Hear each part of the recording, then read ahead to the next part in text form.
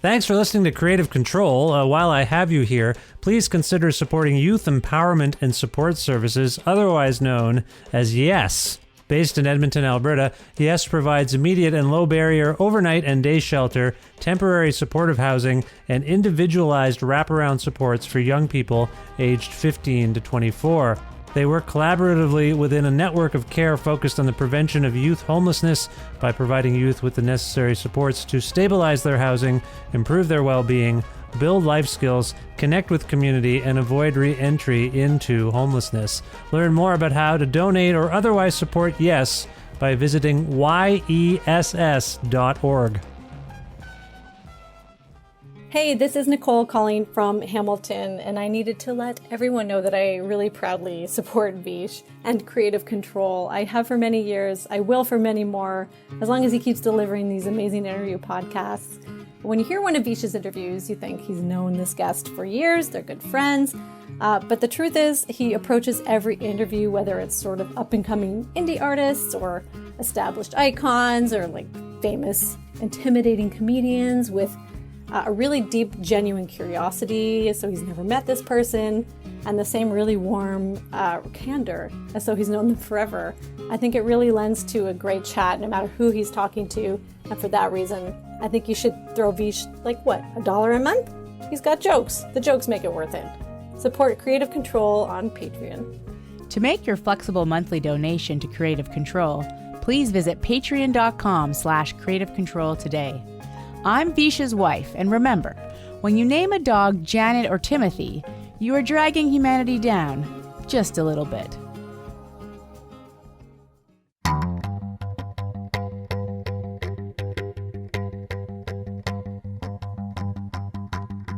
Matt Sweeney is a gifted guitarist, producer, and songwriter based in New York City.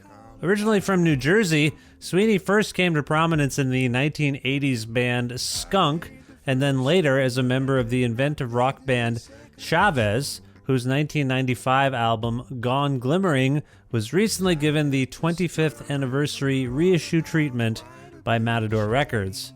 In the years and decades after Chavez stopped working together on a regular basis, Sweeney wound up playing live with Guided by Voices, Swan, and Iggy Pop, and was called upon to lay guitar down on records by Johnny Cash, Cat Power, Adele, the Dixie Chicks, Neil Diamond, Run the Jewels, Andrew W.K., and Stephen Malkmus, among many others. He has also produced records for the likes of Dave Grohl, Baby D, Turbo Negro, and Sunghoy Blues. And he also hosted the entertaining web TV series Guitar Moves, which found him interviewing and jamming with people like Keith Richards, Dean Ween, James Williamson, and St. Vincent, to name just a few.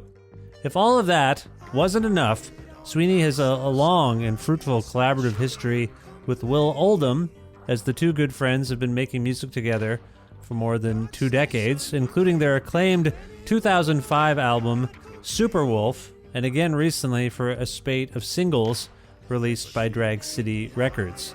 Matt and I recently connected for a wide-ranging chat about many of the aforementioned things and people, what The Sopranos might tell us about his own upbringing in New Jersey, America's anti-hero worship issues, the connection between the Monkees, Neil Young, and Jimi Hendrix, why we should reassess the band Sha-Na-Na, his relationships with LP and Will Oldham, future plans, and much more. A part of the Entertainment One Network with the support of listeners like you who follow and subscribe to this podcast and spread the word about it and make flexible monthly donations at patreon.com/Creative Control, and Massey Hall's concert film series live at masseyhall.com, where you can stream dozens of 30-minute films for free, including performances by past podcast guests like A.C. Newman of the New Pornographers, plus in-kind support from Pizza Trocadero, The Bookshelf, and Planet Bean Coffee in Guelph, and Granddad's Donuts in Hamilton. This is the 591st episode of Creative Control, featuring the lovely and talented Matt Sweeney, with your host, me, Vish Khanna. Those expensive things, and I OD'd in Denver and wish I could remember her name.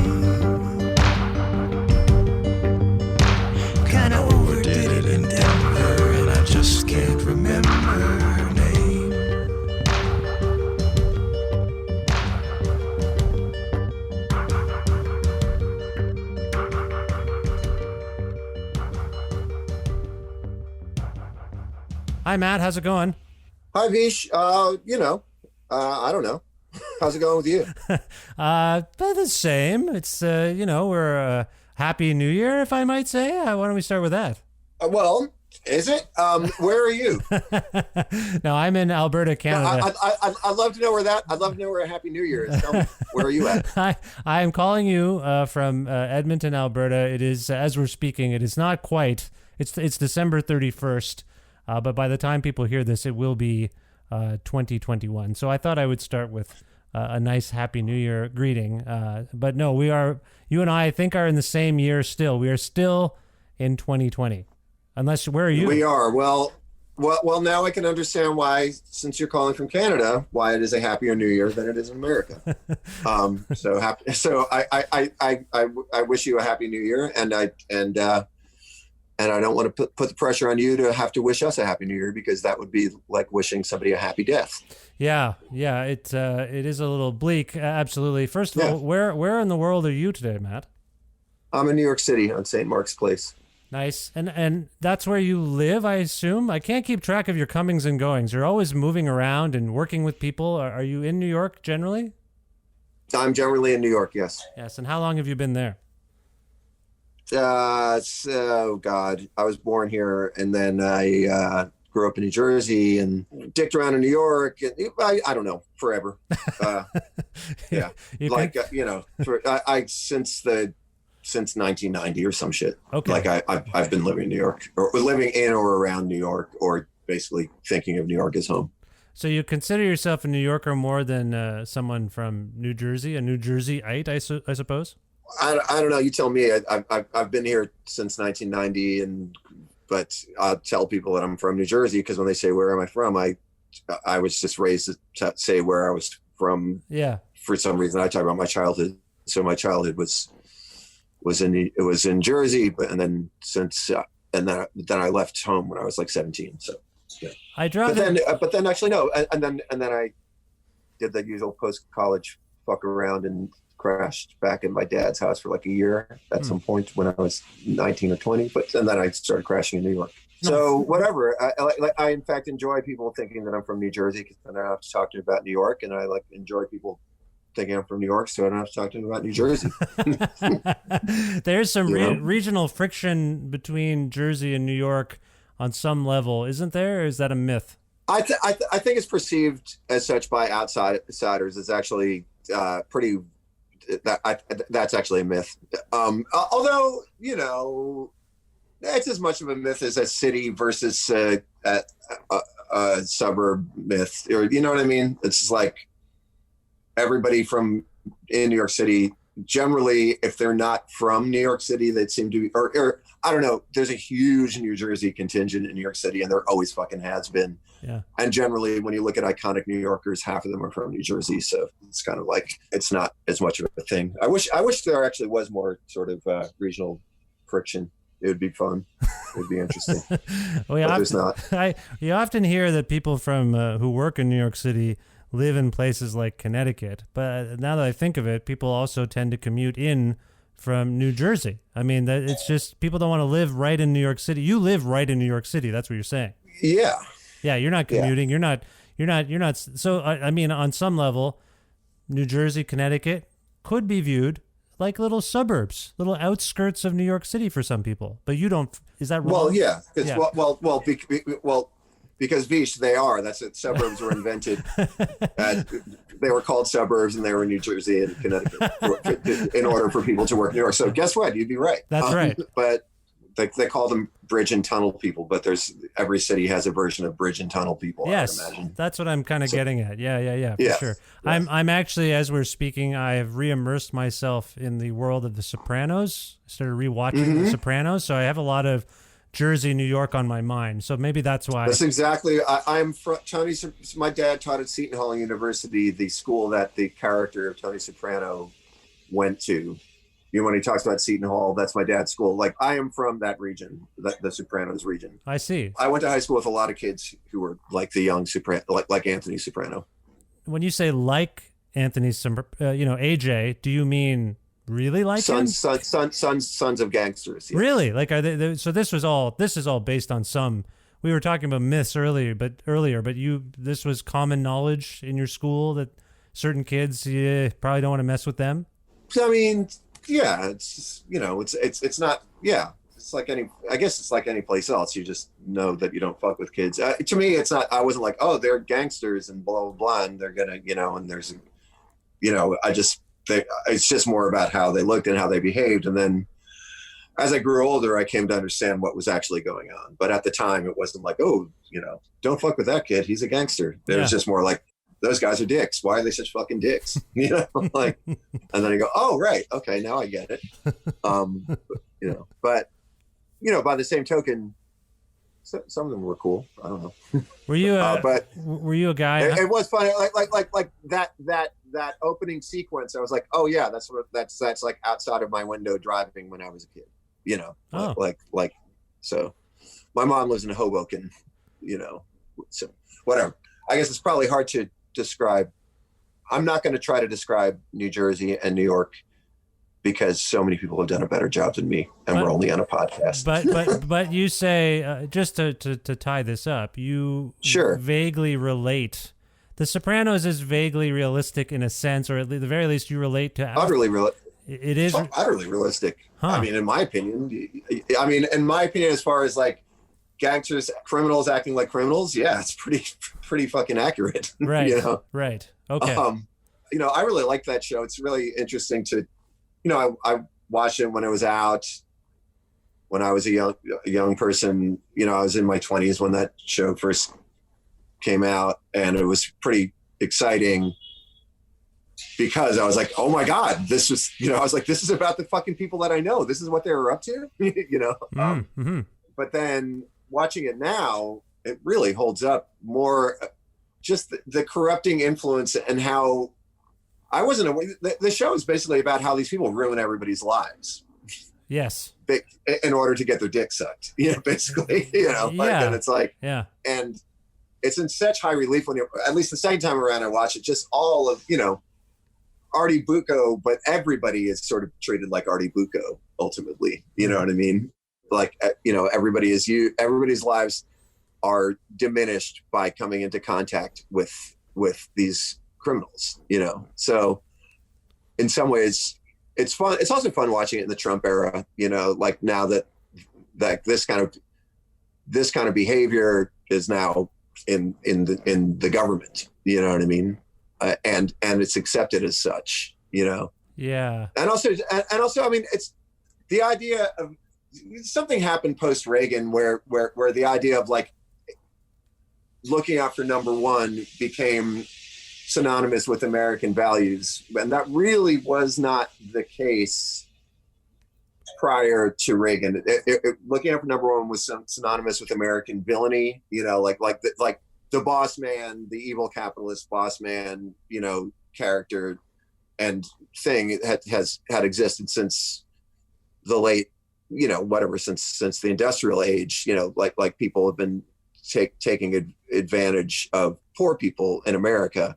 But Reagan brought a new thing in which is like, no, it's good to take advantage of people, like you're a fucking asshole unless you should get what you want and fuck the poor people, and because they're stupid, and like it's all about me, it's all number one, like get the money, and that's the thing.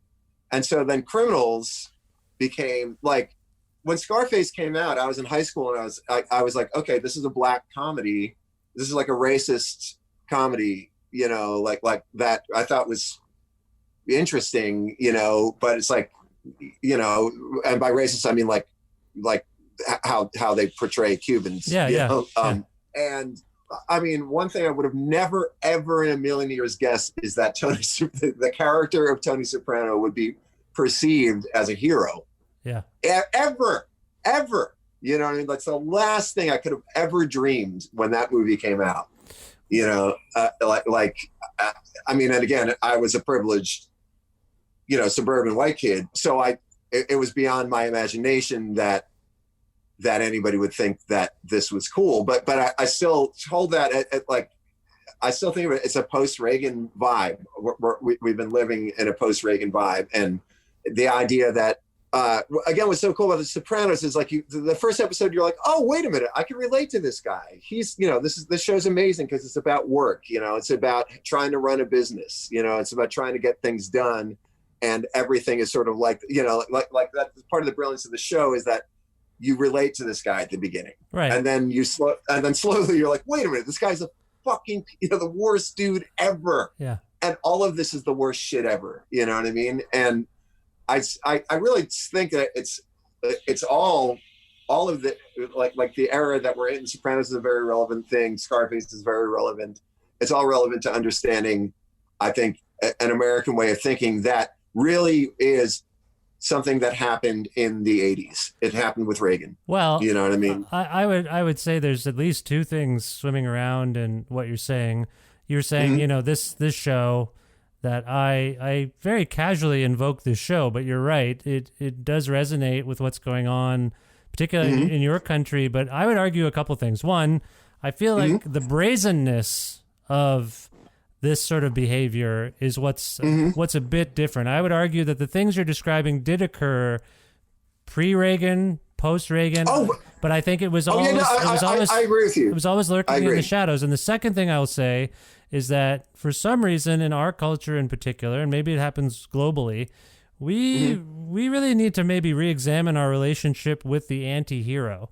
Because for sure, anti-hero worship has been going on for decades. When I think of all like the film studies classes I took when I was in high school and university, and we delved into film noir and all sorts of, those sorts of characterizations of kind of shady business. And then you look at what we've been celebrating and immersing ourselves in collectively pre-Trump, post-Trump, Breaking Bad, Sopranos, Game of Thrones, Mad Men. These are not like if you're talking about TV and film, Tarantino films, we should not like these people. They're not good. I know these people all fucking stuck. I'm totally with you. And you're right. It's the brazenness, and that's what I mean about the Reagan thing. And I guess I wasn't clear because again, the character of the fucking evil boss exploiting people, that's a thing. Like there's an amazing folk song called "I Hate the Capitalist System" from like the 30s. And just breaking it down. Obviously, we all know these stories. But you're correct. It's the brazenness, and it went from being in I think in the cultural mind, we all got to stick together because there are these fuckers who have a lot of money, and we got to fucking keep them in check. You know what I mean? Like they're like we have a system that can be abused, and so people have to sort of band together for the greater good. For the kid, for young people, and for old people, and for weak people, and for people who need help. We got to stick together because the powers that be don't care about us, and so that's. But then, correct. I really agree. I've been thinking about this. Both my parents were public servants. My mom's a judge. My dad was a university professor. But I was just and they were cool and they're mellow and nice and let me do what I want and stuff. But the whole idea there was just the don't be a fucking gross asshole thing was definitely like a vibe, when I was growing up, and again, the brazenness, the celebrating. That's why I was using the Tony Soprano thing and how unprepared I was for what he came to stand for. And yes, it's all about this thing about celebrating the individual, and like even like the noir, and I agree with you, like the noir thing, the anti-hero. It's like, but the reason that these noir guys are we're not supposed to think that they're cool. They're fucked up, like a lot of these characters are meant to be. It's meant to be understood that they've been fucked up by the war and they can't even handle it. You know what I mean? Like that's like an unspoken thing about about that, and even like something like the Beats and just this whole idea of the individual, fucking everybody over, or all about me. That's also very like kind of a Beats thing or a Kerouacian thing, But again, sure, if you read On the Road, the last time I read it, I was like, oh my God, this is all about post-war trauma. And nobody had ever suggested that, but like to me at least, I just never had a professor ever be like, yeah, read this book, understand that all the characters are super traumatized and that there's stuff they can't deal with and they can't think about because of the war. Right. You know, right. And like if you read it that way, it's really good.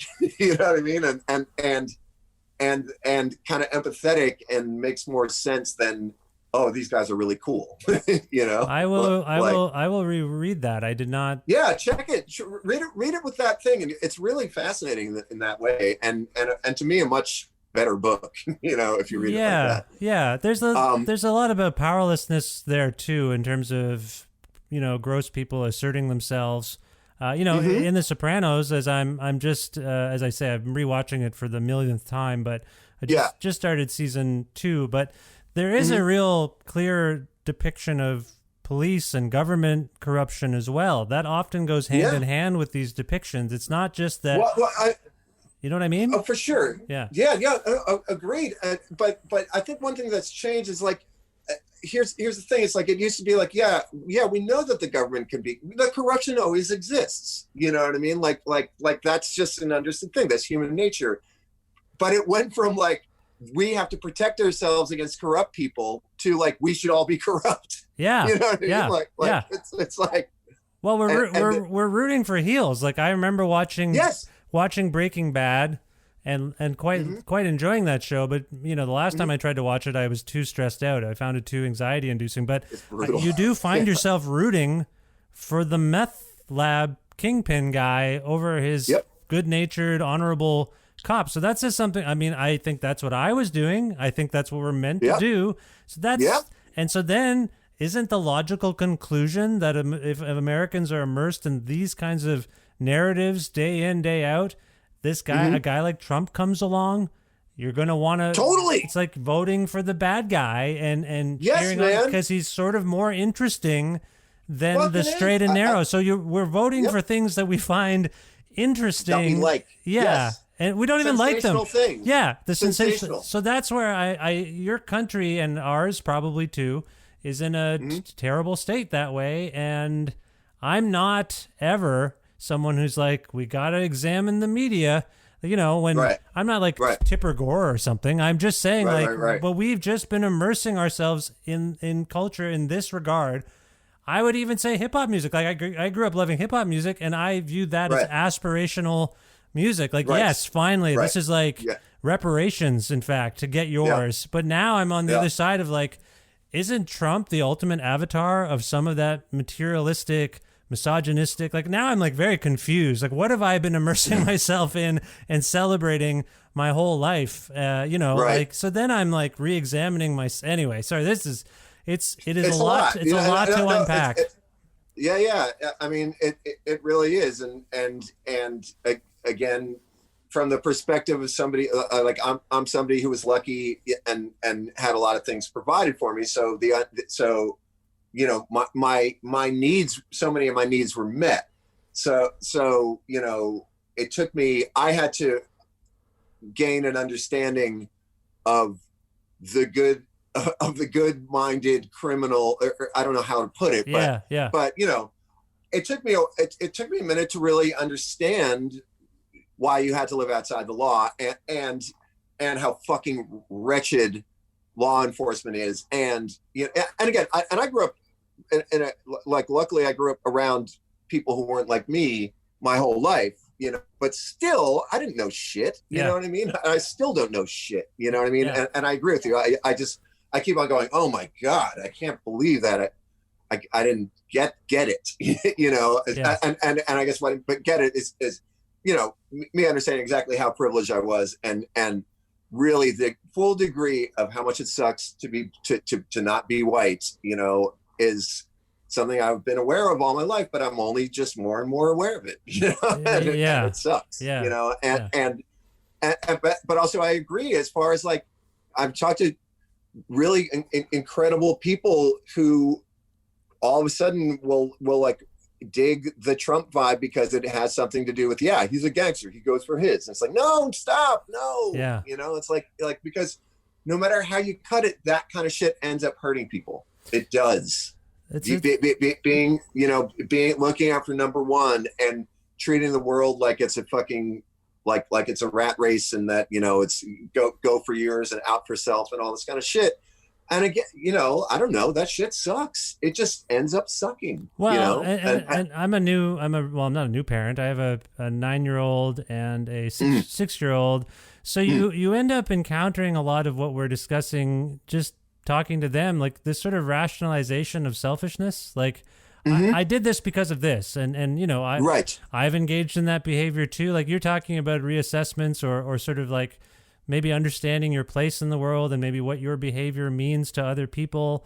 And that's a positive aspect of maybe what's going on culturally in terms of people stopping to self-examine, self-care and self-examine. So I think that's good. But there is this rationalization of assholery. Like yes. And it really stems from, I think, the way we've immersed ourselves in certain kinds of culture and sort of, I think some of us have been like, well, that's a character or that's a performance or that's a fiction. I'm not, I don't assume that people would actually behave that way. And now we're living through a phase where people took it literally. Like, oh, I can. Oh yeah, man. Yeah. So that's why it's really, the disconnect is real because it is a separation of reality. It is a conflation of popular culture, fiction, and reality that doesn't work. Doesn't work at all. Yeah. And again, if you have motherfuckers who watch, or that's me. If you have people who watch TV all the time, people like and I have somebody that I love that's in mind. A colleague that I love, and dude has always watched TV. You know what I mean? And look at where TV's gone. And of course, he got infected with Foxisms. You know what I mean? But Foxisms are based on heelisms. You know what I mean? Are based on this idea of like the American heel being right. You know what I mean? And it's all based on believing shit that from television narratives, from stupid fucking television narratives. Yeah. You know what I mean? And it's a fact. That is a fucking fact. I do it too. We all do it. You know what I mean? We all of our values are pretty screwed up because of we watch a shit ton of TV. And it's like and like. Well, I don't want to sound like an old man, but I feel like there were aspects of the television wasteland that I had growing up. I think you and I are probably around the same age. And I'm 51. So. Oh, okay. So you've got some years. I just turned 43. So, but we're close. So close enough. Yeah. TV definitely had some filler. I mean, the whole time I've been watching TV, there was stuff that just was like, all right, it's Sunday. I'm going to watch A&E biography all day or whatever the hell. But I would argue that, and again, I don't mean to sound like an old, out of touch person. It used to be a little more substantive, perhaps, and now it's very stylized. Like all the stuff that people talk about is pretty like gross, like superficial shit. And I don't necessarily. I knew that was there, and I would avoid it. Right. But it just seems like that's what ends up pervading our collective conversations more. Like, I've never seen the show The Bachelor. I've never watched reality TV. Me neither. Right. Yeah. But reality TV, like my son is into it now, like everything, he doesn't watch those shows, but he's so immersed in sort of the way culture is now that when he leaves a computer screen or a TV screen, everything's a competition. Everything has to be something where it's an adversarial relationship where who's going to eat dinner the fastest? I'm like, Levon, that's not just because you watched that game show or they turned that concept into a game show. Not all of life is a game show, but now you got a game show host as a leader of the free world. That's going to pervade like very competitive, selfish, I need to win at all costs kind of behavior. And I feel like that's where we're at right now. And totally. Yeah. It's so brutal. It is bad. It's I know it really sucks. And I mean, I am an old out of touch person, so it's fine. I could say anything I want.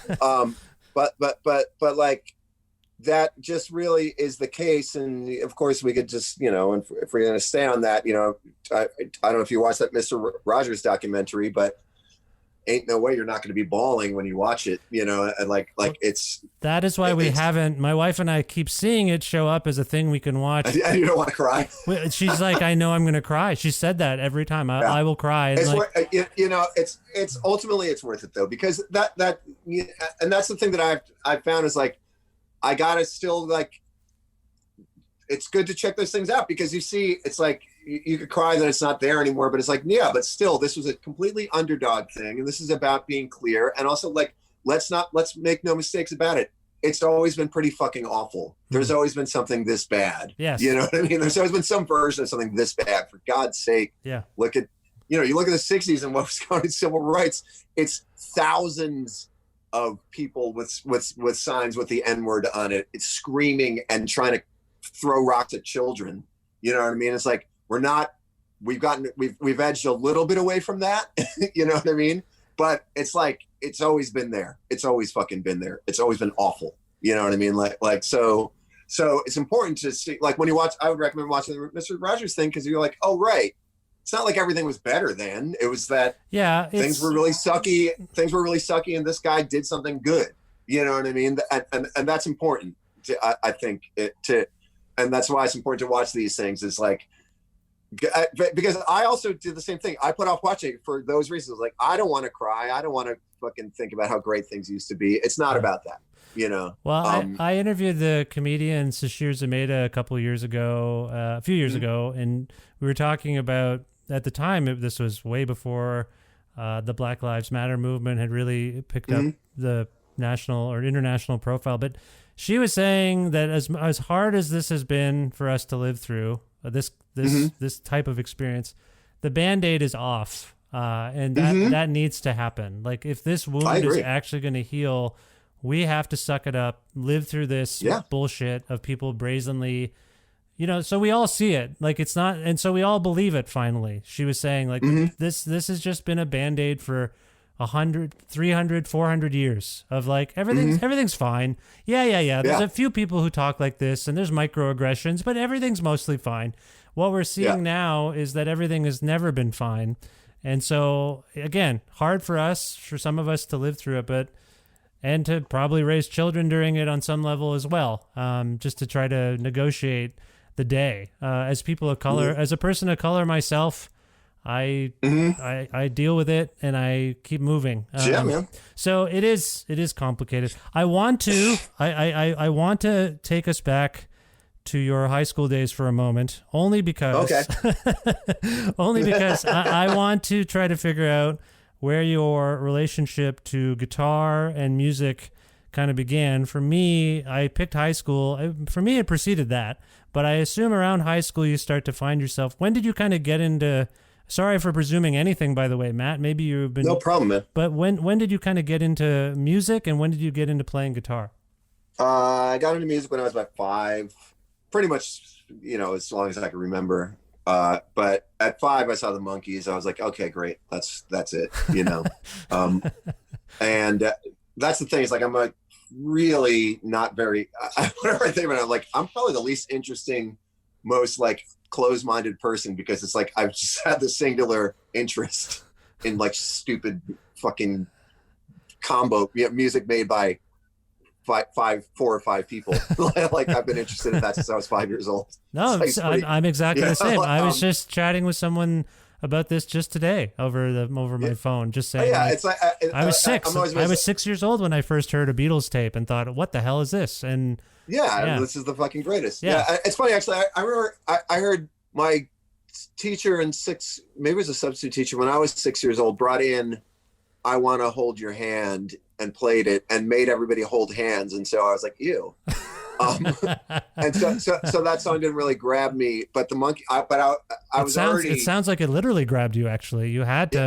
Hold someone's hand. Rather, that song touched me, and I moved the fucking to the other side of the room. But Monkees, I was already all in on. So I guess I'm Beatles before Monkees, or Monkees before Beatles. But then, like when I was 8 years old, I got turned on. A kid in my class, this guy Steve Sheridan, was like, Beatles and Queen are cool. I was like, oh, what are those? Or what's that? I think I'd forgotten. And then got obsessed with the Beatles. We had to do like a class presentation, and I did me and Steve Sheridan and this kid Steve Vanetsky. We did a Beatles, we made cardboard guitars and lip sync to the Beatles. And I remember as we were doing it, I was like, this is the worst fucking idea. Like as we were finally, I was like, oh my God, this, like, I saw everybody just laughing at us and thinking it was the goofiest shit in the world. It was such a disaster. And it was like, this would be in 1978. The Beatles were not fucking cool. Sure. Disco was happening, Grease was happening, and I think we did Lucy in the Sky with Diamonds with cardboard guitars, and we're like, it was this huge revelation. I was like, oh my God, what the fuck? I was so hard. I went from just thinking that we were about to do something and I was gonna be the coolest person in the world to realizing in real time in front of people that this was the lamest thing in the world. And then I remember girls like fake chased us around like, oh yeah, oh, it's the Beatles, look, oh, we really like you guys. Hard Day's Night style. Yeah, but like making fun of it, ironically being like, we would never, you guys are losers, so I was pretty into it. And then somehow it took a while to get over the trauma of like, well, everybody saw me pretend to play guitar and I don't know how to play guitar, but like, I think I sort of walked around like I was going to play guitar, or I was a guitar player before I ever did. I already had to play clarinet because also I'm from the generation where it's like, it was just normal to play an instrument, whether you gave a fuck about music or not, because of school or because of your parents? Yeah, because of school, right. Which is also, and that's another really interesting thing and something I think about all the time. It's kind of a separate conversation, but the idea that like being good at music is even special, it's not. It's totally not. It's not special to be good at music. It's like, it's something that everybody can do. And the sounds that come out of your mouth hole and hands when you're good at music, that's special. But the ability to do it is not. Right. And it's something that you fucking learn. And it's cool. And it's a really good thing to know how to do. And that used to just be understood because it was good for your brain and good for the environment for people to know how to fucking play a tune. You know what I mean? That's good. That's a good thing. That's a good skill. There's no such thing as somebody knowing how to play a tune. That's always good. You know what I mean? Like it's like somebody knowing how to draw a reasonable, cute drawing of whatever they're looking at. That's good. You know what I mean? Like you can't say that that's not, like that. And anyone can do that. Literally. Sure. Sure. It just takes education. So and time and perseverance and time, and all that stuff. But it's just like that used to be built into the U.S. school system. Is like there was fucking music classes, and pretty much like just so many kids were in school band, they didn't care about. They didn't really even want to be there, No, it was forced upon some of us, right? And there's that, and then there's the counter argument, like, well, you're gonna make kids hate music before. So it's like, no, actually, the worst thing that's really gonna happen is the kid's gonna think that's corny, but they're still gonna know how to play, what, the beginning of Moonlight Sonata on a piano, and it sounds cool. But like, so anyway, so that's me with clarinet when I'm 8 years old. Like, oh God, I have to do this with my dad because. My dad said I have to play in the school band, and that seems fair enough. My dad's a nice enough guy. He says it's a good idea, so I'll do it. You know what I mean? And so I played clarinet, all the way through high school, just because I thought it was just something you had to do. Yeah, sure. Just kind of an obligation, a school obligation. Same way you have to learn math or science. Yeah, totally, right. Totally, 100%. Yeah. But then the guitar side was a whole other thing. That was fantasy. That was like what I wanted to do and what I aspired to do in a completely, as I've made clear, moronic monkeys childhood way. You know Kiss what? Was also, I just want to interject. Yeah. I love the. Yeah. I don't know how I got to see it. I guess TV was different and things were syndicated. Maybe they still are. The Monkees TV show was remarkable. Like I was a big fan. This is fucking cool. I was a Dude, big. Yeah, go ahead. I was just gonna say I was a big fan of the '60s Batman show, and then I saw the Monkees, and they felt sort of like related. Like TV was very interesting. It was like meta almost. Like they were kind of everything was It was like a joke, and the Monkees were clearly like they were personalities. The songs were great. Like they all lived in a house. Like I loved that show. I Dream of Jeannie too. I remember watching all these shows and feeling like I was in on some kind of joke from like the 60s that I didn't understand. And then things didn't, it didn't really happen in the 80s. Like 80s sitcoms were quite earnest, but then I would always come across like the Monkees was so incredible. But it also turned them into a little bit of a joke because we didn't take their music as seriously because they were the guys, they were one of the first boy bands, right? They were a fabricated entity on some level. Dude.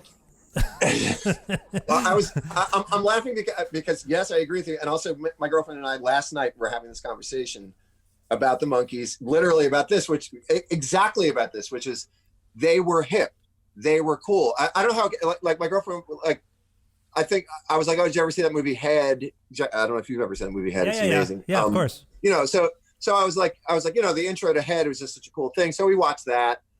And then she's like, right. And so they're like kind of like the first prefab band. I was like, yeah, but like, I don't know if they were the first, but yes, they were prefabricated, but that was also built in, that was understood, and they played with that. And there's this sense of, you know, it's a different kind of irony, you know, because like it was just hip. They were hip. And also, you know, the more you find out about the Monkees, the more amazing they are. You know, they took Hendrix on tour. Yeah. You know? No, like, absolutely. They were cool. That's the weird thing. And Neil Young and Jimi Hendrix are on Monkees tracks. This is something that nobody knows. I didn't know that. Yeah, because there was some kind of union loophole or something, but I don't know why I'm saying union, but I remember somehow hearing that. But basically, Monkees was a fucking huge payday for a lot of cool people, including musicians. And Hendrix and Neil Young, I was told by somebody who worked with Neil forever, that they sessioned on Monkees tracks. Oh, okay, wow. And they did it because they were like, this fucking, you know, these songs are great, the money's great, you know, and they get anonymously play on it. So there's like, it was cool. Like, there's literally Hendrix and Neil Young, this is what I'm told, are on a couple of Monkees tracks that you know. Together? Like together they're on it? I don't know. I don't know about that. Probably not. Neil Young's whole early recorded his like the stuff with Rick James, and like he's just got so many interesting connections. I mean, to people. Like I was such a beast musician. Yes. But anyway, like so the Monkees, I totally agree with you. And for some reason they were on all the time. Yeah. You know? So my brain turns on, you know, 73 or 74, and they were just constantly on TV, you know. So from about the age of 3 to 6, that was my shit, you know. And I'll go on. Actually, here's a deeper cut. Is Sha Na Na. Yes. I'm reevaluating Sha Na Na in a big way. I have before, but I'm like looking at it now that I'm officially old and out of touch and nothing matters, and my opinion doesn't matter about fucking anything. Sha Na Na is so incredibly cool and was so huge for anybody my age, whether you like it or not, whether we liked it or not. It was they were on TV through the 70s. And then when you start to break it down, it's like Sid Vicious's favorite band was Sha Na Na. Huh. You know what I mean? Like, look at Malcolm McLaren, look at the Sex Pistols. They look like they're in Sha Na Na. Oh, that's interesting. Not that yes. Sid Vicious was making the calls, but the English were the only people. The English had a grasp of what was fucking rad about 50s rock and roll, and in the 70s. And so there were these movements like the Teddy Boys and Seditionary and Malcolm McLaren. That was all post Teddy Boys. That was all like 50s rock and roll is the shit. Mm-hmm. You know, like don't get it twisted. This is the wildest shit. You know, like this hippie shit of people standing on stage and being self-indulgent. Fuck that. You know. Yeah. So Sha Na Na were the only Americans doing that. You know, and they started doing it in '67, I think. And there were a radical group of Columbia University students who were involved in some pretty seriously gnarly protests, and then we're just into some weird shit. And somehow, because they played at a club called Steve Paul's The Scene, which is another kind of, that's a whole other thing, but there's this really amazing club in New York that is the secret history to so much stuff. Like, meaning if you played there, your career would take off. Oh, and okay. Sha Na Na gets a gig at The Scene, which leads to them getting a gig at Woodstock, which leads to ultimately a TV show, you know, in 74 or 75, they have a fucking syndicated TV show, you know. But this is one of the strangest bands ever, you know, and talk about like a sense of being in on something like in fact, this is why I was watching the Monkees, because I was thinking about these things that were omnipresent musical forces that were kind of perceived as, at some point in your journey as a music freak, you have to like leave these things behind and somehow, or somebody tells you this is corny, or you just decide, Jesus, I can't watch the Monkees again. They're everywhere. Or I can't watch Shana Na anymore because I would need some alternative to this because this is everywhere. Right. You know what I mean? Right. Like they were so ubiquitous in a certain way, or they felt ubiquitous rather. Right. And so Shana Na became this, you know, like was like, at least for me, and it's so funny now because I was saying this to my girlfriend. I was like, it was the opposite in my child mind of Shana Na. Kiss was like the cool alternative to Shana Na, and she's like, dude, it's the exact same shit. In fact, you know, Shana Na is like so much cooler. I was like, I know that now, but like, you know, like then it was like, well, but Kiss had like blood, and you know, like, you know, and my parents actually, because Kiss had was so gross that parents would not get behind Kiss, but for some reason, because they thought Shana Na was okay, I guess, because I don't know why. Well, there was no blood. There was no like. Yeah, but I mean, super long tongue. Okay, here's the other thing. We're talking about Shana Na. No one knows about Shana Na now. No one under 40 knows they ever existed, ever. Right. Ever. And so, like, I just turned on a kid to school that I know, you know, he was like 25 or something like that. I was like, I just sent him a Shana Na clip. He was like, what the fuck is this? You know, like, and just look up, all I can say is look up Shana Na 1972 and it will blow your mind. It is so fucking cool and strange. And there's a sense, I guess I'm going on about it because there's a sense of irony. These guys know what's up. They're very hip. Yeah. You know what I mean? Yeah. And they're in on something, they're in character, but it goes beyond that. There's also so much love for it. They're actually, it's, I don't know, it's fascinating. Like now is a really good time just to check out Shana Na. Well, and on a bigger level, yeah, it's interesting to tie it together with this sort of idea of American badassery, individualism, and how it's led to the horrible culture that we're in now. What's so cool about Shana Na, it's like 12 dudes. They're all bad guys, right? They're all kind of heely 50s guys. They're all together. They're all working together. There is no front guy. They're all front guys. You know what I mean? There is such a fucking unified sense of togetherness that it's like almost, I don't know what, it's really moving, you know? And particularly now when you see it, it feels different than watching a bunch of dancers on stage, like you know, at an award show. It's a whole different thing. I don't know, just watch it. It's like, they're all dancing. They're all singing. Every guy is 100% giving it. Every guy's better than the next guy. You know what I mean? Well, but they're all together. I'm going to look it really up. Cool. Shana Na 1972. I'm going to look it up. Yeah, man. Yeah, look up Shana Na Sweden 1972. There's a great like 20-minute thing of them playing some big TV televised festival, and that's the one. They threaten the host, like with the singer literally. He goes, you hear, and it's off. It's kind of off mic. He goes, I thought you said you were going to move these things out of the way. The guy said, we're moving them out of the way. He's like, well, you better move them out of the way or we're going to move you. Like, it's incredible. It's just dig it. And I could go on for hours more because there's a lot more to talk about Shana Na. But anyway, going back to what I was into as a kid, fucking Shana Na, it wasn't even whether you're into it or not. It was like what you had to watch. You know what I mean? Yeah, like it was on.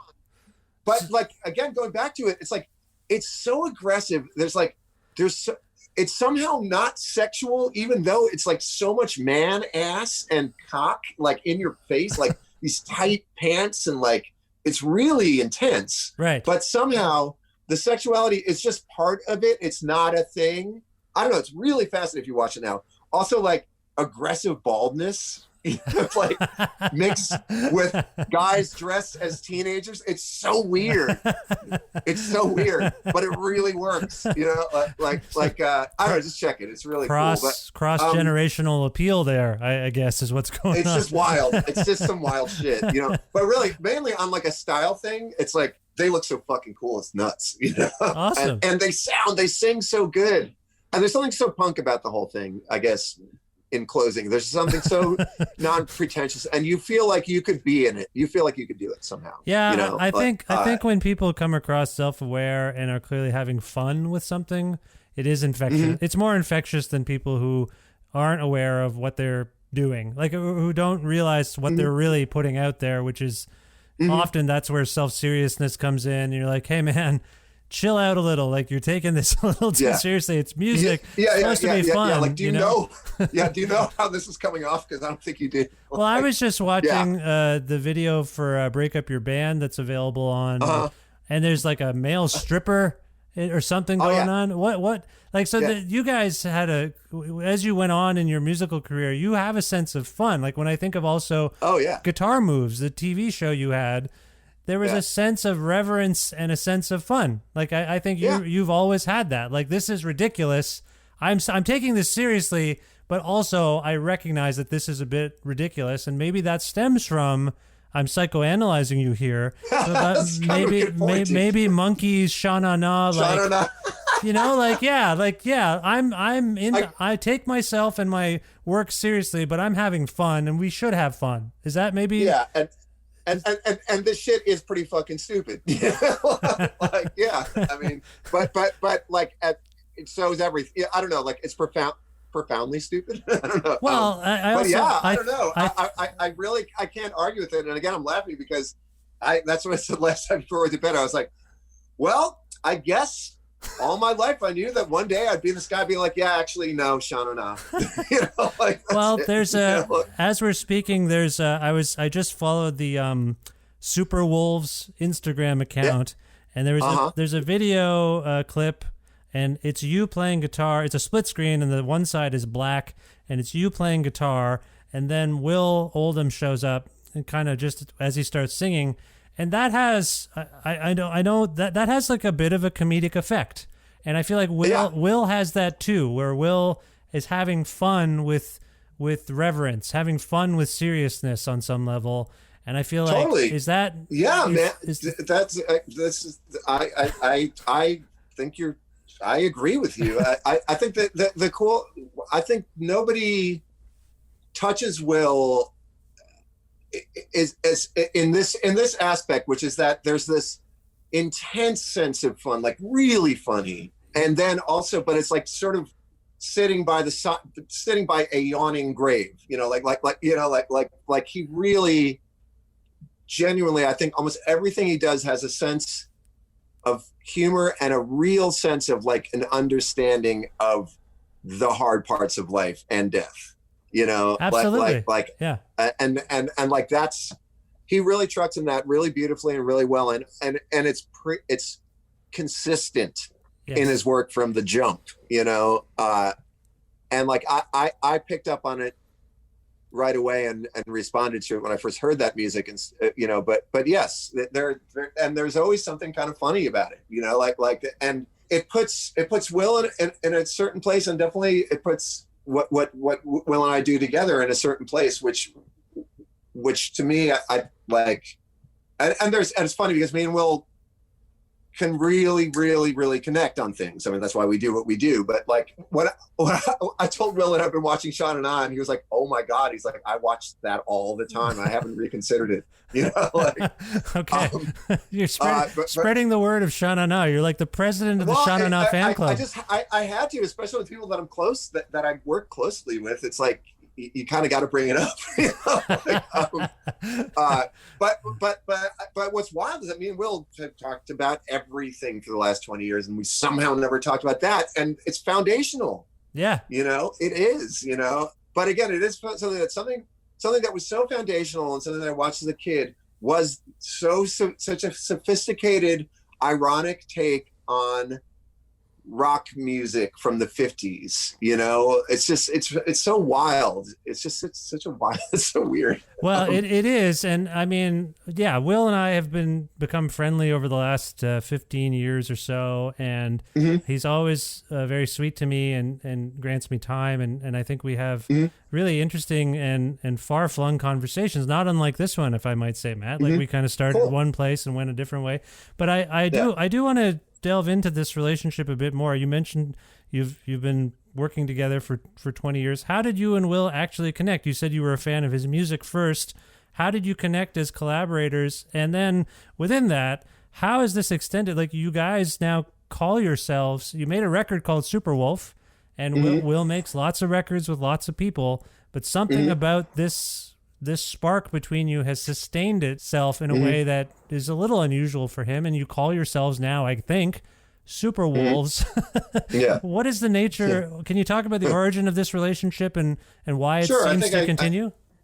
I think I could try to get that through that pretty clearly.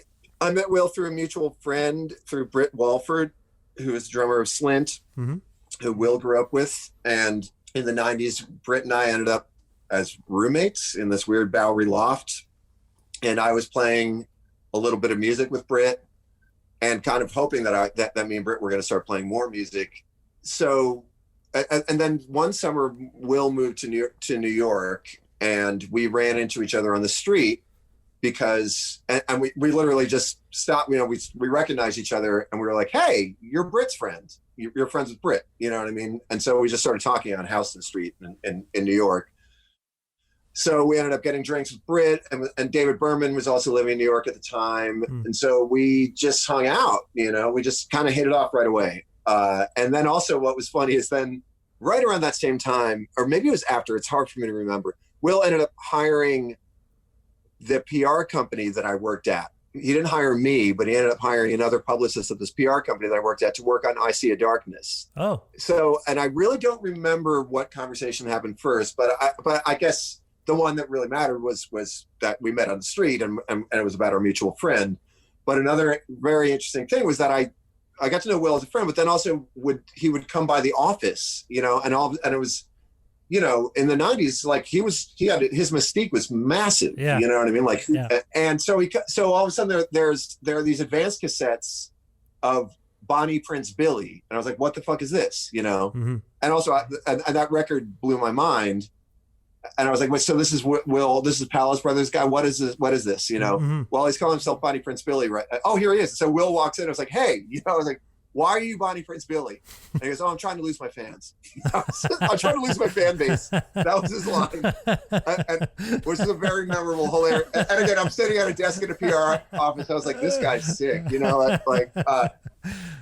but it was interesting. So we kind of like hit the ground running between sort of, he had made a pivotal record, and I kind of got to have a couple of conversations with him, like on Bonnie, talking about him saying, I'm Bonnie Prince Billy now. And I mean, I can't think of too many people who threw, Palace had, Will Oldham and Palace really had money, had money value. Yeah, sure. You know what I mean? Yeah, at the time. And he definitely was not interested in that, So anyway, so that was an interesting conversation, but then we're just friends with Britt, and then, and we're hanging out and laughing. He's fucking just getting wasted and having fun.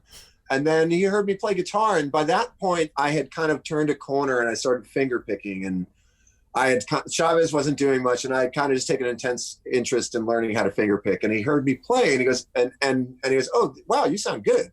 I was like, okay, cool. He goes, you want to record? I was like, sure. And then he's like, well, I got the song. You want to try the song? Sure. And she kind of shows it to me, and I use my finger picking thing that I just figured out. He goes, yeah, man, like let's record this. I was like, oh. So I was like, my friend Khan has a studio. He's like, let's do that. Who's he? He's like, he's a techno guy. He's like, oh, really? I was like, yeah. He's like, want to see if we can record with a techno guy, So we recorded with this guy Khan, who's amazing. Khan Orel. He's pretty deep, serious, real techno dude from Berlin. Okay. He made records, and making records for Matador. But his whole thing, he was always a guy who was very into the human face of techno. Oh, okay. But at any rate, we ended up making a folky kind of song, but we recorded it with a guy who never recorded folky stuff. And it was just a really cool experience. And then from then on, I was like, that was it. I was going to be playing, I would play with Will whenever I could. So what song, song are you referring to? That song is called What's Wrong with the Zoo. Okay. Okay. And it was on some French soundtrack. Oh, it's a bit of an obscurity. Okay. Oh my God, totally. Yeah. And then I've never even heard it, or I remember hearing it when we did it. I don't know if I've ever heard it since. He's very hard to keep up with, Will, isn't he? There's just always something Yeah. which I appreciate, actually. I like Me too. I think it's awesome. I like not It's knowing. I feel it's usually a few months later I'm like, what? I just look at something, I'm like, oh, I didn't realize that was a thing, and then I find it and I'm like, oh, another amazing record or song. Yeah, he's Consistently with him. Consistently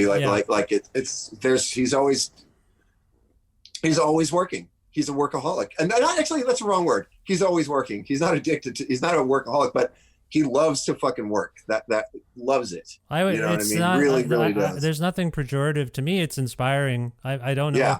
I don't know what it does to him, and I assume I guess when I say workaholic, that implies like that there's some kind of fucked upness about why you're doing. No, I get it. But and that's why I redacted, because it's actually, you know, Will's a wild dude. Like, we're all wild people, but I think, and this is also something that hit me right away about him, was like, there's nothing weird about this guy as far as his work goes. He is about it. You know what I mean? Like he's about fucking writing. He's about singing. He's a singer and a songwriter. Like, that's what he does, you know? And that's what he does every fucking day, you know? And like, and the clarity of that was really striking, you know?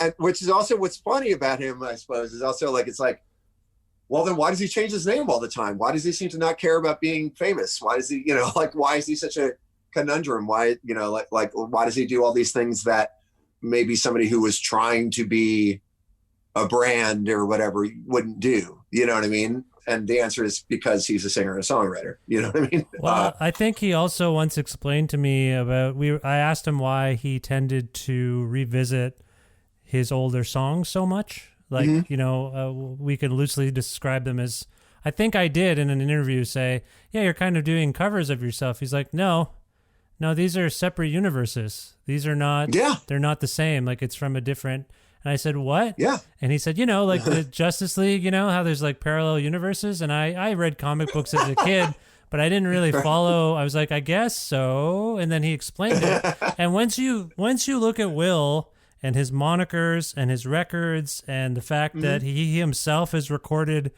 1,000 versions of I See a Darkness or New Partner, you realize they are separate universes, because each day is part of a different universe, and each year is a new universe. So if you look at it that way, as a temporal sort of recognition or something, I don't think I just think he's on a plane that we don't.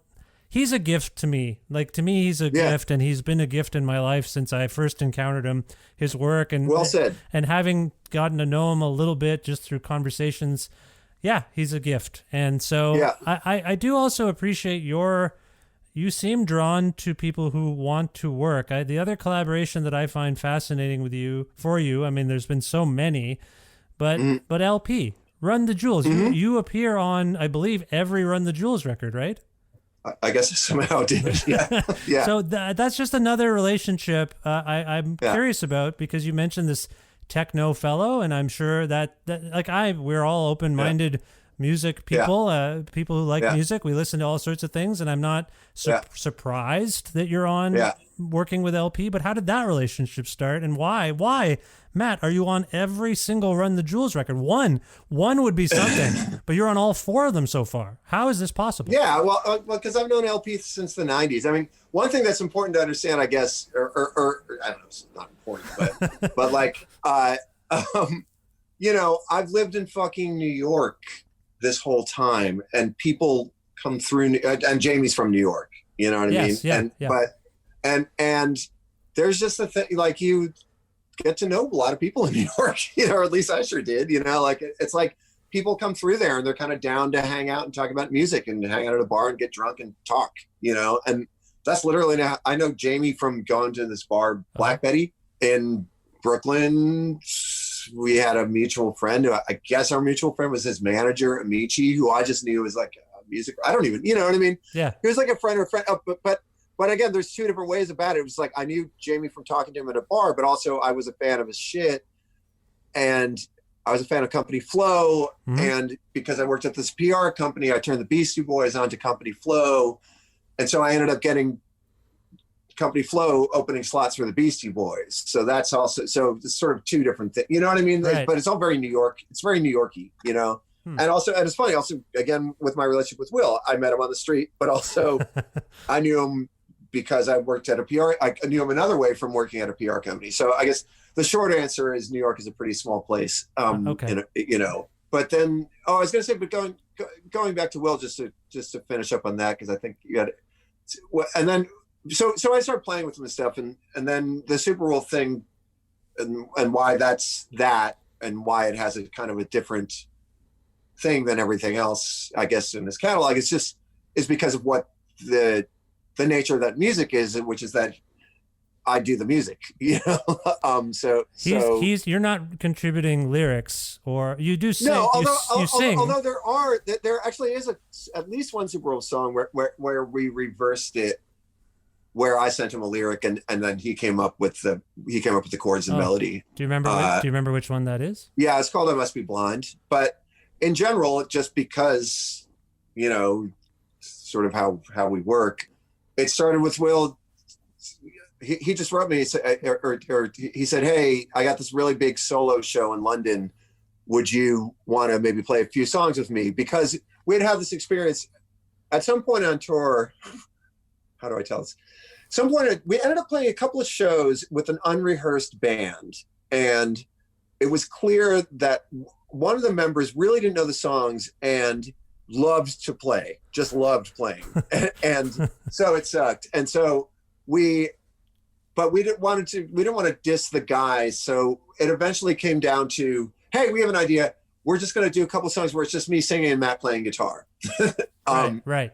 And you know, and that way the whole band sat out and nobody's feelings were hurt, you know. And I remember it was in Ireland, I guess. I think it sounds. Actually, sorry. Don't quote me on places. Actually, my brain. I'm a drummer, so my drummer antenna has gone up a little bit. Was it a drummer causing the problem? It wasn't. Oh, but, okay, good. Sorry, it's just a drummer sensitivity. But that's usually where it starts. You know? It does. That's why I wondered. You know, it's funny. I talk about this a lot, but my grandmother was really into music, and she would always talk about how important accompanists are. And so whenever I play her stuff, she'd be like, "Well, yes, that's a good song, but why is there always this damn banging on top of all these songs that you listen to?" And by the time I was in high school, I finally got it. I was like, "Oh, right. I mean, she's really right. Like, these drums don't need to be here." They're like, and I imagine how she heard all music, which is like, well, I guess these days people listen to songs and then there's this redundant banging on top of it. It's really hilarious. It fundamentally changed the way I listen to music, and maybe really it really did. Which is also why Chavez has like big parts where there's no bass or even there's no drums or whatever it was. It's just the whole idea of like, make it count, you know. Well, or don't play. I've been listening. Obviously, the reissue of Gone Glimmering by Matador just came out relatively recently, and I was really astonished by that dynamic intent of like, this is just going to be drums and guitar, then the second guitar for a little bit, then the bass, but then it's all gone again. That seemed that was a conscious thing in that band. 1,000%, yeah, and yeah. Yeah, because it was just like, well, why, you know, how do we make it sound interesting and bring it forward? And also, it's been done before, but like, weirdly, actually, going back to stupid stuff, Kiss would do it a fair amount. Like, there's an amazing song called King of the Nighttime World, and check that song out. It's really good, and they didn't even write it. I think Kim Fowley wrote it, but the arrangement is the thing. There's no bass in the whole until the first chorus, and it's fucking awesome. Even just dumb shit like. One of the things with Chavez was we're jumping around. I'm jumping. Sorry, Matt. It's great. Okay. That's how my mind works anyway. But one of the things about Chavez was our point, or one of our points was like, you know, some of the 70s rock shit was really wild and radical. Some things that maybe might be perceived as maybe classic rock or whatever were a lot stranger and wilder and more kind of dark and spooky and just cool.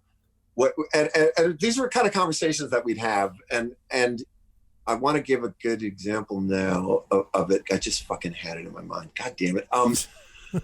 Oh man. Oh yeah. Well, okay. Well, here's an obvious one.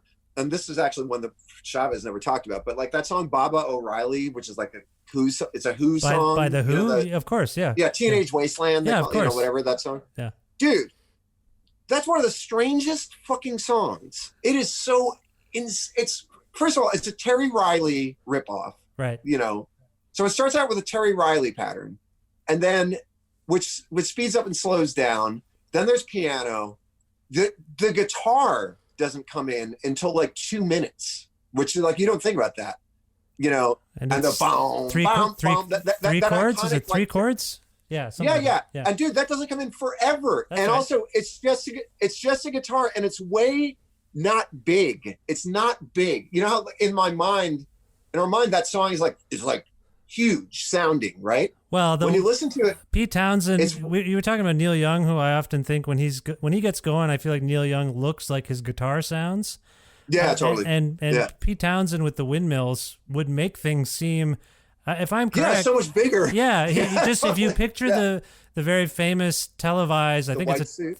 Yeah, just the various performances of that song that have been sort of captured. He just is losing his mind. He can't keep still. And you're right. He, in a sense, is barely doing anything. And it's just like when you listen to it, and also like it's incredible. And when the drums come in, they start, and then they speed up and slow down really significantly. And then the bass doesn't come in forever, and everything about that song is fucking weird. And then there's a fucking shitty gypsy violin solo, like, you know what I mean? Like, and this is called classic rock. It's like there's nothing classic about this. This is weird. And exciting, and everything is very featured. Everything has its own lane. You know what I mean? And so, in fact, Chavez never discussed that song, but that's a good example of like sort of, to my mind, I think also the Chavez guys let's like we could make it exciting, but still completely be within a rock idiom. I suppose. You know what I'm reminded of is the story about Jaws. The movie Jaws is the story is that the shark doesn't show up till like a third of the way through the film because it wasn't working. You were kind of aware that there was a shark, and the whole story was about a shark, but you never saw the shark. I feel like certain aspects of music, when music started to get into post-rock or progressive rock, whatever you want to call it, there was this sense of like, let's build tension. Let's build a little bit of anticipation and suspension. Like, I think that maybe is drawn. It's drama. It's a little bit of drama and theatricality. Full on. And that was a big thing with Clay, in particular with Chavez, who talked about like he wants to have high drama riffs and stuff. And Clay's thing was like he liked a few like modern classical composers, and so he would, Clay was interesting. He in Chavez, he would only play through an amplifier. He would only play loud electric rock guitar. He wouldn't practice at home. And this is like one of the best guitar players I've ever played with. But it's so wild how stylized and how conceptual Clay was about his approach to guitar, which was like, he learned it in high school. Then he went to college and only listened to the Rolling Stones in college for something like 2 years. He would only listen to the Rolling Stones, and then he starts this band Bullet La Volta, and I think that's when it started, where he's like, when I play through a Marshall amp in a rehearsal studio for the sake of coming up with a riff that's going to kick, with some music that's going to be amazing. Right. You know what I mean? Like, really weird. So I've never heard him play anybody else's music ever, not once. I've never heard him ever play a lick by anybody else. Now, are you still? So, what is the nature of that band at the moment? I feel like there was a reconvening in 3 years ago, something like that. 4 years. Well, ago? yeah, we did. We did an EP with that. We were hoping to do a whole record. Our drummer just doesn't like to play music anymore. This is the long and the short of it. Oh, okay. Right, which is like, that's it, And we love him, and it's like doesn't really make any sense to do Chavez music without the drummer, since drumming is fantastic. He's the best part of the band. Don't sell yourself short, but the drumming is fantastic. I know, but still, well, but this is sort of even going back to the thing, or my idea of something that's good is like, you really can't. It's just everybody's good, like everybody's working together, and like Sean and working off of each other, just like Sean Anna. Yeah, just like Sean Anna. I believe in. I believe in bands. I really do believe in bands. Me too. And the people. Me too. Yeah. So me too. So to go back to the Super Bowl thing. So I guess that's something me and Will haven't talked about. And Will certainly does amazing work with like Emmett Kelly, who he did the same thing with Emmett too, meaning like, here's some lyrics, make a song out of it, But to go back, so he had this big gig in England, asked me to play, and he said, want to do that thing that we did like we did in Ireland, where, it's just me and you playing. I was like, because really, it was really exciting when we did it. So we do this. So we can't play with this other guy because the guy's overplaying, and we want the set to not suck. So we choose a couple of songs, we do them. And I really remember Will wasn't playing guitar. And that was also a thing. So we wouldn't make the band feel bad. It was like, Will's like, I want to try this thing where I'm not playing guitar and I'm just playing to one instrument. You know what I mean? Yeah. Which is totally not actually the case, but we just needed to do something in order to not have this other guy play. Sure. And by the way, the guy was awesome. It just wasn't working in the context of whatever we were doing. Sounds like practices weren't able to happen or something maybe, or whatever. Yeah. Yeah, exactly. That's literally what it was. So we didn't have any rehearsals. But it worked. And I remember it was really exciting just to see Will with no guitar on, just being a singer. I was like, whoa, this is sick, And so when he suggested that for this, he's like, you want to come over to London and do the show with me? We'll do like a set within a set, of me singing and you playing guitar. I was like, okay, cool. And then he sends me an email that says, and he's like, and you want to make up some songs with these lyrics and we'll do those songs. I was like, fuck, okay. And those were the first Superwolf songs. And so we wrote, it was 2 or 3 songs, and made a cassette of them. And Will was singing at our friend's wedding in LA. So I remember I made the cassette. I think I mailed him the cassette. And then I was like, yeah, we'll meet in LA, and maybe let's meet in LA and we'll go over the songs. And so I remember when we got to LA, he was like, dude, this shit rules. This is awesome. I'm really into this. I was like, oh, fucking cool. So the songs only existed on this cassette, and maybe the cassette got lost. Whatever it was, me and Will once again could not rehearse. And all of a sudden we're playing this fucking huge show in London. It was big. It was like 2,000 seat theater is what it felt like, Yeah. And we don't have any time to rehearse. Like, we're like rehearsing in a hotel room, it was so like a dream or kind of like an anxiety nightmare, like where I was like, we're playing this music, and like, these songs are good. And these songs are kind of like, I already knew that we were on to something, but they're fucking not easy to play, and whatever. It's nerve wracking to play in front of 2,000 motherfucking English people, and whatever. And I remember actually Lawrence from Domino was there. Like, we're backstage, like running over the songs, like, okay. And like, somebody's like, okay, you guys are on now, and then went out and did it, and it worked. But that was sort of the roots of it. That was the roots of the thing. So Will was like, let's do this again. How about I'll send you songs, or I'll send you lyrics. You make up the songs. We meet up. We rehearse that day and then play them that night. Wow. That's amazing. So then we did it in Brooklyn with a few more songs. And then we did it in New Orleans with a few more songs. That order could be wrong, but we did it. So there was 3 at least. I think that was it. So there were 3 separate, times that we got to get that it was email, make a recording, send the recording.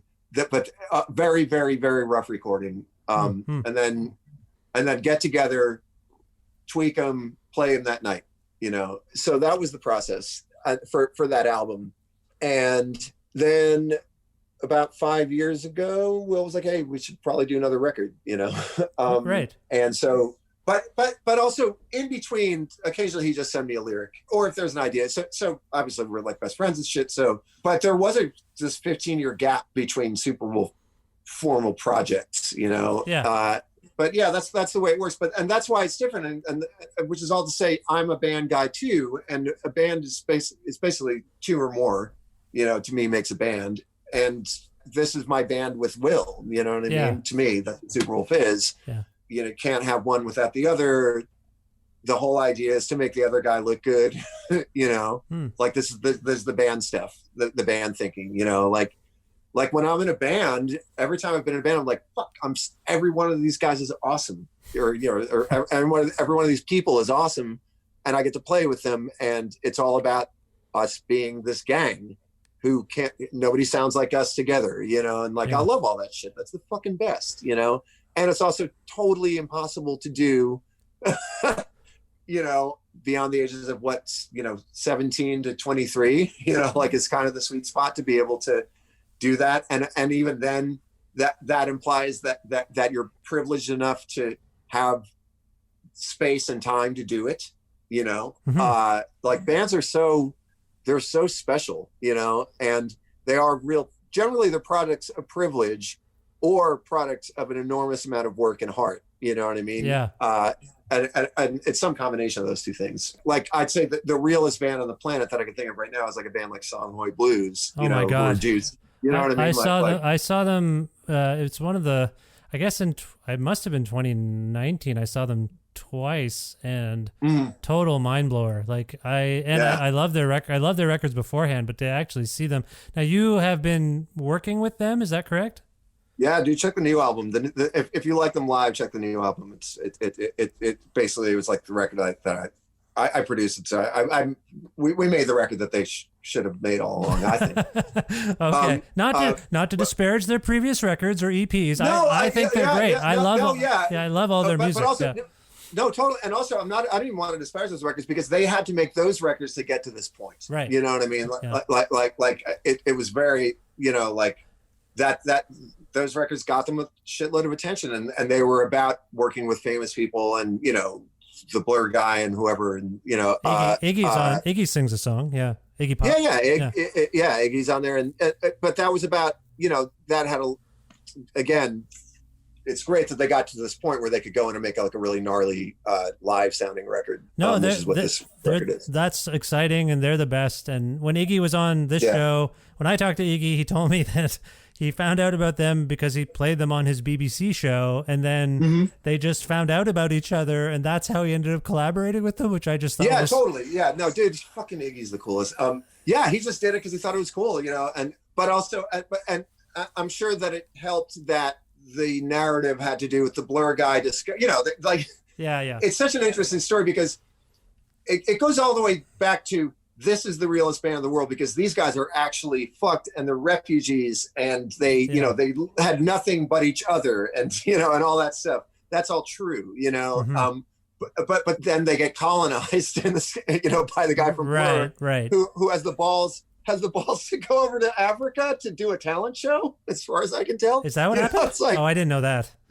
I think so, isn't it? Wasn't that, I mean, by the way, I love everybody and everything, but still, it was like, it was like, wait, let me get this straight. You're the guy from Blur. You go over to Mali to decide who's good and do like a talent show and then pull out the best ones. I think that's, and then they get to record with your Western ass, you know, like that is, you know, that is a new form of colonization for sure. Oh yeah, totally. You know, but you know, you got to be smart about this. It's like, fuck yeah. However, whatever it takes, you know, like for these guys. So, and that's all I mean by the record, you know, like aesthetically, these guys had to do what they had to do in order to get their message across, which meant, you know, signing to an English label. And of course, these guys they're so psyched, you know, to collaborate with people, you know. We're heading down a road here where, and it's a whole other episode of this show probably, but we're heading down the road of like, was Alan Lomax good? Was he actually a good person for? He was. Well, you know, you know what I mean? Like, I'm just saying, I'm just trying to tie the two together. Like, yes, that sucks. Get Nathan Salzberg. Do an episode with Nathan Salzberg. Oh, I'd love to have that. I'd love to. Yeah, because he worked for the Lomax Foundation, and he could give a great answer to that. Please connect us, Matt. I would love to do that. My pleasure. Yeah, it would be my pleasure. But ultimately, these questions, and I guess this is fun. I was talking to somebody in New York who's like, you know, he's a cool guy, and he was kind of like, oh, you know, I like MD Mokhtar and not Songhoy Blues because one's realer than the other, and you're like, dude, please, like, oh my God, and then if you're actually going to go and judge things by that, then Songhoy Blues are the best band that ever existed. You know, like if you're going to sort of if you're going to go by like what you think is, you know, like what the individuals are and what their reasons for doing things are, what's credibility or whatever, authenticity, I guess is the word I'm looking for. Yeah. Like, fucking come on, you know. But it's interesting how, I guess, Song of Blues are just an interesting band. I'm getting off the point, but they are an example to me of a band where they're fucking down for each other. Yeah. They're so down for each other. You know, they really are. And I mean it, they really are. And there's other bands that I love. And particularly African bands, a lot of times they're not really, a lot of times bands are down for the music, you know, and there's an understanding that the music is the thing and we're going to play this music. But oftentimes I found sometimes, it's just musicians, I guess, which is like, you know, it's like, yeah, but it's all about me. Yeah, yeah. No, I like. But something like Songhorn Blues, it's so fucking cool how they work together and how they support each other as musicians and as a musical entity. So something like with what I do with Will, it's the same thing. It's like fucking, I think this guy fucking rules, and I think that I could bring something to it. It's like, okay, so I have a guy who writes great lyrics and has this incredible voice, you know, like, so, and that allows me, that's a huge responsibility for me to come up with a fucking melody for this voice to sing, and then come up with music that is going to hold, you know, that's going to make it fucking, you know, awesome. You know, I don't know, like, and it's so great that, I don't know, there's nobody else. And for some reason, Will's lyrics and voice are such that I seem like it just makes me do, it somehow brings out writing in me that to my mind is stuff that I like to hear. Yeah. You know what I mean? Yeah. It also allows me, this is the other really great thing, and this is why I advise anybody who fucks with music, is like, just get a partner and have them just send you lyrics and you write the song, you know, like try that. Because guess what? People used to do it all the time and it really works really well. You know, it allows me to get out of the way of myself, you know, and come up with things that maybe if I thought I was going to have to sing them, I wouldn't. I don't know, you know, like for me, I could be very neurotic and self-editing, even as a fucking old person. I should be so far past this, you know what I mean? But Sure. but I still am not. So I'm much hard, you know, that's why I don't do solo records. I just get annoyed with myself and just, I'm like, you know what? I just don't want to hear this, you know? So, Well, and I don't have the imagination for a listener who would want to hear this, but being able to work with Will, it's great. I'm like, I want everybody to hear this. You know what I mean? Like it gives me confidence and gives direction, and also precludes my self-editing negativity, or my self-editing negativity works towards a positive thing, because it's like I have to deliver this song eventually. Yeah. You know, so because Will fucking worked on it. I love the threads of talent and happenstance and friendship and authenticity that we've been covering throughout this conversation. Like, just, I think, and sort of the nature of the collective good. I feel like we started totally, man. I feel like that's all swimming around here, and I do appreciate that. Now, this is going to be a weird wrap-up question for you, Matt, because I don't know how to keep track of everything you do. What is? I don't either. Can you talk about what's coming up next for you, per se? Is there anything you can talk about? Well, I mean, I will leave all hellscapes to the side, or, you know. Sure. Yes. There's me and Will have some exciting stuff coming up for sure that we've been working on, and I'm remiss. I fucking hate it because we're having such a fun conversation, but I'm remiss to give. Like it's such a big deal. Yeah, me and Will have cured COVID, but I can't tell you anything about it.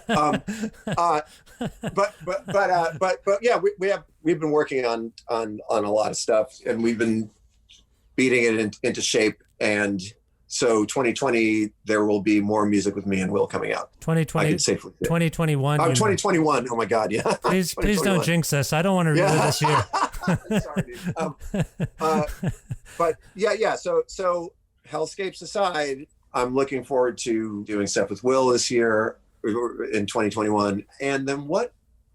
I feel like it's fucking something else that I've been looking forward to coming out. Well, you mentioned the Songhoy Blues thing, which is a production you're involved in, and I assume Yeah. But that record came out. I'm gonna make another record with them. Like we loved that. Let me see. Okay, I produced an album for Garcia Peoples that turned out great. I have no idea where that's gonna come out, but that should come out this year. I'm gonna make another record with Songhoy Blues. I'm gonna make another record with Country Westerns. This is just production stuff. Yeah. Or not just production stuff, but this is production stuff. And then Superwolf stuff for sure. I hope that, me and Steve Malcolm, Steve Malcolm's made a record where he kind of, that's right. You used me on that. And that all, we had a lot of touring planned for 2020 that didn't happen. And so I'm imagining that we'll be doing some degree of stuff.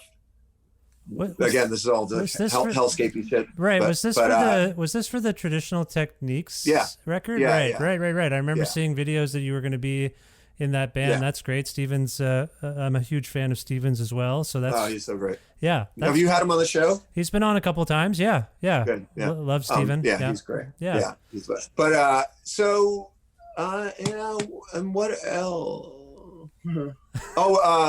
I did a really exciting recording with Iggy Pop. Really exciting. Oh, awesome. And it's just a song, but that'll be part of a bigger Velvet Underground related thing. Wow. That I have no idea what's going on with it, but I know that it's coming out at some point this year, and everybody will hear about it. It's definitely not for me to break the news, but me and Iggy did it. That is fucking sick, in my opinion. What we did. Potentially related to the documentary, maybe? It's related to. Okay, cool. Yeah. Yeah. Nice. I'm looking forward to that. Yeah, me fucking too. I'm dying. This is, that's why I'm sounding so weird about stuff. It's like, man, this COVID shit, man, it's just really hard because I just. Yeah, you never know what's actually going to happen, right? Everything's shifting around so much, but. And it's really frustrating, as you can imagine. I'm sure it's been frustrating for you too, for everybody.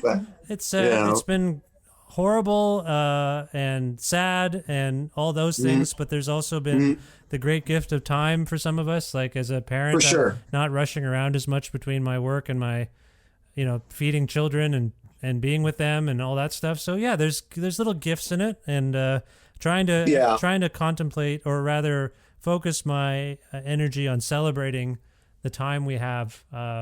We've kind of gotten back a little bit, and so we'll see what happens when things are a bit more normal, because there's aspects of normal that I don't want to return to. And I know fucking A, dude. Right? That's the thing. It's like shit was sucking so hard in many ways. So I do have some hope for things being different in a cooler way, for sure. Yeah. And the saddest thing is like, man, all these venues are closing. I was like, most of them sucked anyway. That's so terrible to say. It's so bad to say, because I can't even speak to the things that we've lost, because I can't speak to it. It's just, it's too devastating. But on the other hand, there's a lot of whack venues. There's a lot of bullshit going on. Absolutely. Absolutely. Yeah, and I'm not begrudging the ones that did a great job and treated people well, but some of it did need to go somehow. And hell yeah. Or at least be reminded that we can function without them or something. I don't know. There's just there's something going on there that, again, I don't want to disparage anyone, because it's hard for all of us. And I do miss going to see a show, and hopefully Matt Sweeney's on stage in front of me as opposed to on some sort of screen, like I want that. I do want that stuff back. I'm just, anyway. Me too. So I hear that. Okay. So Matt, if people want to keep tabs on you and your happenings and doings via internet stuff or what have you, where would you like to send them per se? Go to keep your eyes on thesuperwolves.com or whatever. No, it's thesuperwolves on the Instagrams. Yes. Keep an eye on that's THEE Superwolves. And I'm the heavy jams with a Z. Just go on, just go on the Instagrams. That's sort of that's where I hang out and kind of low key promote my shit. yeah, that's the best way to know what's going on. Okay. Yeah. Now, given that we've talked about so many things and so many collaborations here, normally on the show we go out on a song, and I actually wondered if you might want to choose something that you and Will did, because there have been some recent singles, and this thing that Will's doing with Bill Callahan is quite incredible. But is there something that you appeared on recently that we can maybe play for people? Yeah, dude, play Make Worry for Me. We put it out as a single and a video a couple of weeks ago on Drag City. It's called, it's Super Wolves, or I don't know, it's Matt Sweeney, Bonnie Prince Billy. Yeah. As Super Wolves, and the song is called Make Worry for Me. And we recorded it on Valentine's Day of 2020 in Nashville with Pete Townsend on drums. That's the real Pete Townsend, not the English one. The English one is a figment of our imagination. He's an aberration. Yeah, the real one is. Yeah, I don't know who that guy. What did I say about Bob? Whatever. Yeah, Pete Townsend, who played drums on the first Superwolf record, is a guy that we love and a musician that we love. Is on drums, and then I'm playing everything else. I'm trying to think of some other interesting things I could say about it. But okay. Let me see. It was recorded in Nashville at our favorite studio, which is no longer there, which is a studio called the Butcher Shop, which had some high profile love from Sturgill Simpson, because he made that big record that he did called the Butcher Shop Sessions. Okay. But it was a really, really cool studio, and I think that song "Make Worry for Me" in some ways also sort of is a loving example of how fucking cool that studio sounds. It's a gorgeous recording.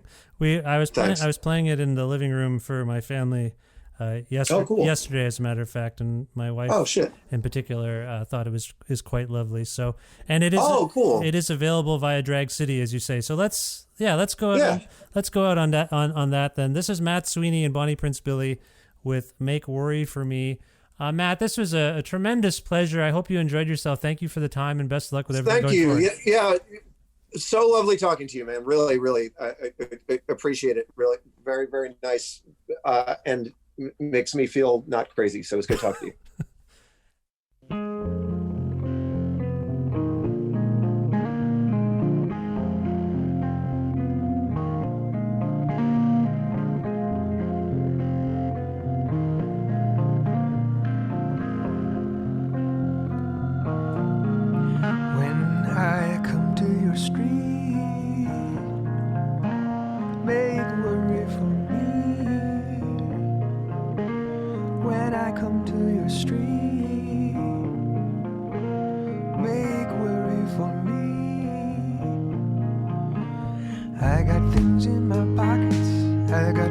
Up my sleeve, your world will never be the same.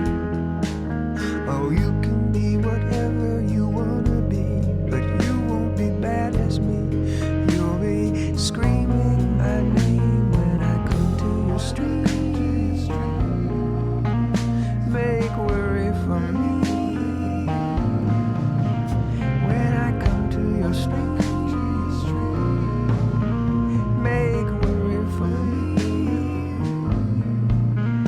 I build worlds in the sky. I've got blood in my eyes. I've got melody on my mind.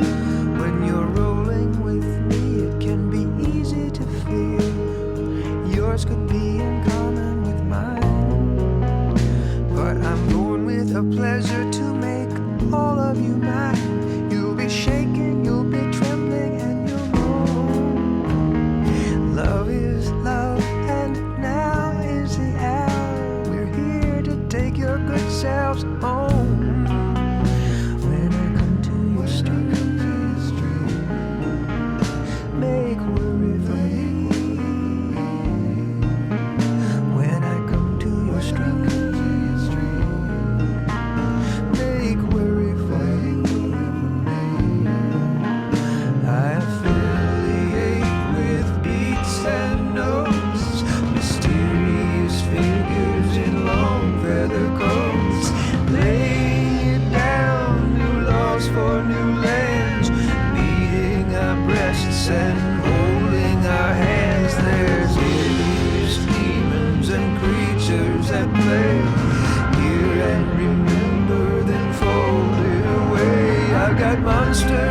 inside me that must be born. Let me shut up my mouth now and blow this horn.